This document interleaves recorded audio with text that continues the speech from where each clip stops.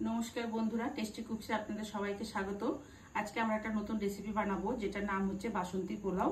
तार जोन्नो आमी गोविंदभोग चाल निয়েছি। आमी एखाने हाफ किलो चाल निয়েছি, सेटाके आमी भालो करे धुए जल झरिए এই যে রেখে দিয়েছি চালটা। এটা 15 থেকে 20 মিনিট ভিজিয়ে রাখলেই হবে। আর লাগবে আমাদের কাজু কিশমিশ, হাফ টিস্পুন জিরের গুঁড়ো, আর গোটা গরম মশলার মধ্যে হচ্ছে আপনার এলাচ, লবঙ্গ, একটা জায়ফলের হাফ, অর্ধেক জয়ফল, হাফ ইঞ্চি মতন দারচিনি, একটা জয়িত্রীর ফুল, আর হাফ ইঞ্চির থেকেও কম আদা আমি গ্রেট করে নিয়েছি। ঠিক আছে, আর লাগবে নুন, হলুদ আর চিনি আর ঘি। এই দিয়েই আজকে আমাদের বাসন্তী পোলাও রান্না করা হবে। তো সবার আগে আমাদের একটা গুঁড়ো মশলা রেডি করতে হবে। তার জন্য আমি গ্যাসে একটা কড়াই বসিয়ে একটু গরম করে নিয়েছি।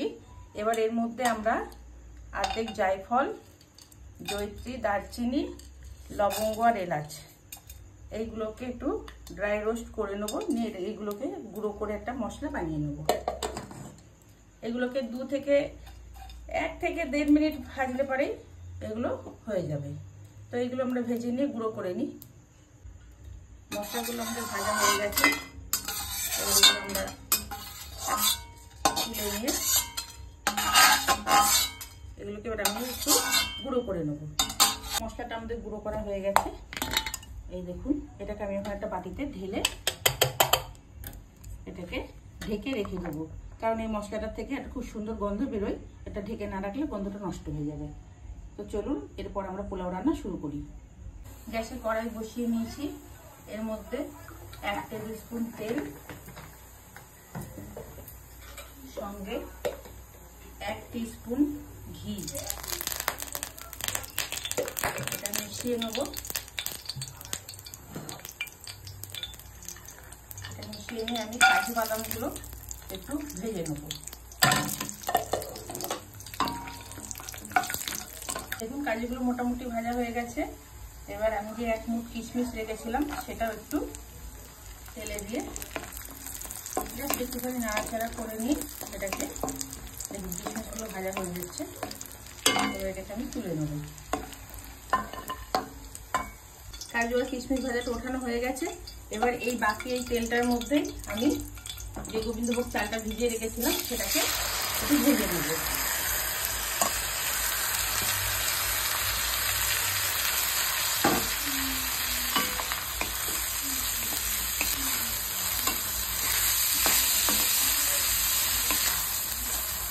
এতে আমি সামান্য একটু লবণ আর একটু হলুদ দিয়ে ভেজে নেব। হাফ টিস্পুন মতন লবণ দিলাম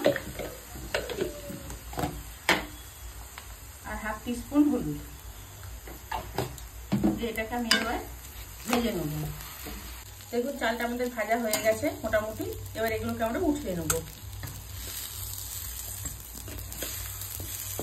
চালগুলো ভেজে উঠিয়ে নিয়েছি। এবার এই কড়াইতে আমি আবার 1 টেবিল স্পুন মতন তেল দেব আর 1 টিস্পুন ঘি দেবো।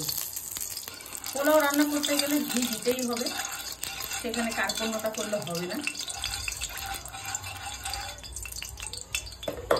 এইবার এইটার মধ্যে আমি 4টে তেজপাতা, 4 টুকরো দারচিনি,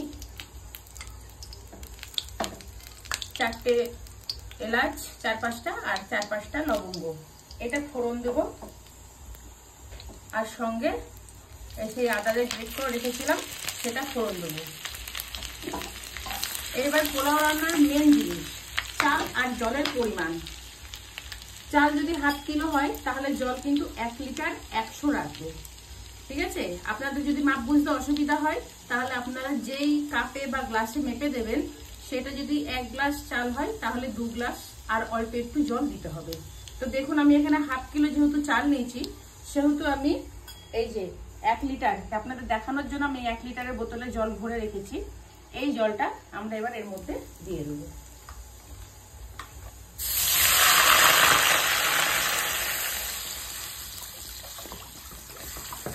জলের মাপ ঠিক থাকলে পোলাও একদম ঝরঝরে হবে।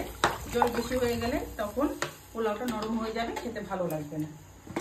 বললাম 1 কিলো 100 দেবো। এই যে গ্লাসে একটু রেখে দিয়েছি 100 মতো জল। এবার সেটা আমি দিয়ে দেবো। এইবার এর মধ্যে আমরা একে একে জিরের গুঁড়োটা দিয়ে দেবো। যেহেতু চালটা আমরা লবণ দিয়ে ভেজেছিলাম তাই আমি এখানে হাফ টিস্পুন লবণ দিচ্ছি, পরে আমি চেক করে দেখবো, লবণ লাগলে আমি আবার লবণ দেব। আর দেব হাফ টিস্পুন হলুদ। এইগুলোকে ভালো করে মিশিয়ে নিতে হবে। যেহেতু জলটা ফুটবে তখন আমাদের সেই 100 গ্রাম জলটা শুকিয়ে যাবে। ভালো করে ফুটিয়ে নিয়ে তারপরে তো চালটা দিতে হবে, সেই জন্য সেই 100 জলটা শুকিয়ে যাবে। আর ওই 1 কিলো জলটার মধ্যেই আমাদের পোলাওটা রেডি হবে। এবার এর সঙ্গে যে ভাজা মশলাটা বানিয়েছিলাম সেই মশলাটাও আমি এখানে 1 টিস্পুন ব্যবহার করছি, আর বাকিটা আমি পরে দেবো। এবার এগুলো খুব ভালো করে মিশিয়ে দিয়েছি। এবার এগুলো ফুটতে থাক, তারপরে আমরা চাল দেবো। দেখুন গ্যাসটা আমার হাই ফ্লেমে দেওয়া। এবার দেখুন জলটা খুব ভালো করে আমাদের ফুটে গেছে। এবার আমি ভাজা চালটা এতে মিশিয়ে দেবো।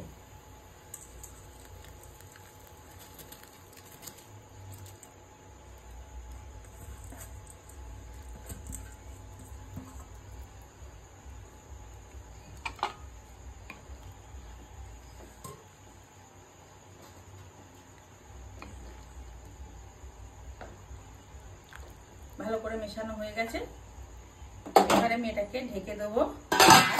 গ্যাসের ফ্লেমটাকে একদম মিডিয়াম টু লো করে দেবো। 20 মিনিট ফুটতে দেবো। 15 মিনিট হয়ে গেছে। দেখুন আমার পোলাও জল মোটামুটি শুকিয়ে এসছে। আমি চালটা টিপে দেখবার কতটা হবে। এই দেখুন যতটুকুনি জল আছে আমার হয়ে যাবে।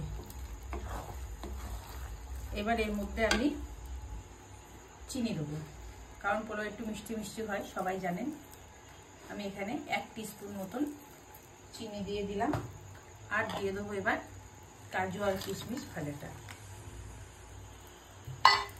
আর সেই ভাজা মশলাটা দিয়ে এবার আমি ভালো করে মিশিয়ে নেব।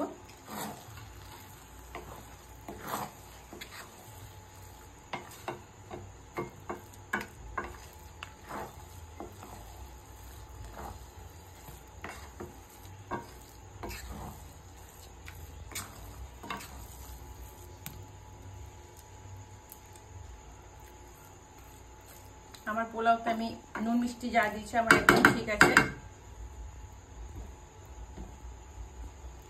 এবার আমি এটাকে আবার ঢেকে দেবো 2 থেকে 3 মিনিটের জন্য।